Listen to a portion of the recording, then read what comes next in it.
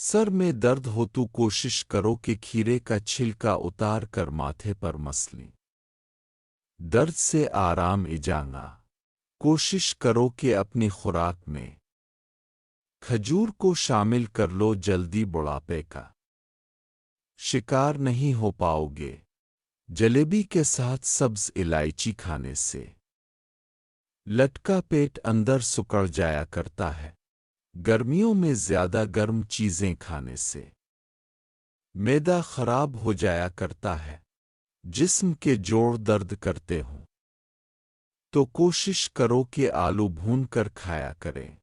دماغ کی خشکی ہے یا پھر دماغ کی کمزوری ہے تو بکرے کی چربی کو گرم کر کے سر میں لگایا کریں، بہت مفید ہے۔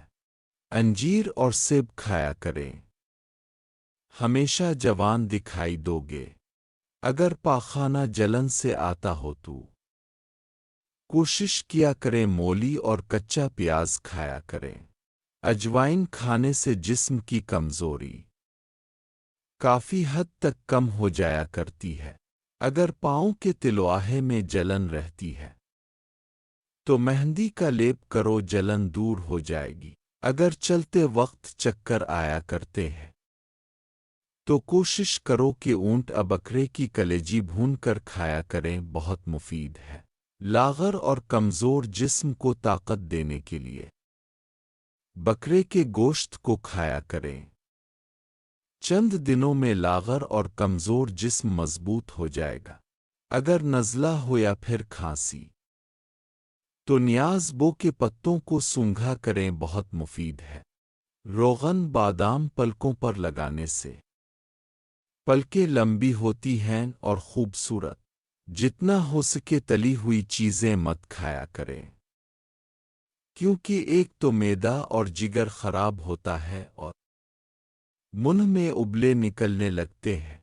کوشش کیا کریں کہ روزانہ ایک گلاس لسی کا پیا کریں، آنکھوں کی چمک بڑھ جایا کرتی ہے۔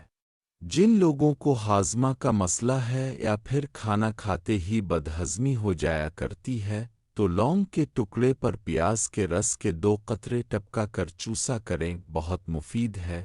اس کے علاوہ مردانہ طاقت میں بھی بہت اضافہ ہوتا ہے، اور اپنی مرضی سے بیوی کے ساتھ وقت لگاؤ، طاقت کم نہیں ہوگی، اور یہ اگر شادی شدہ حضرات کے لیے نایاب چیز ہے۔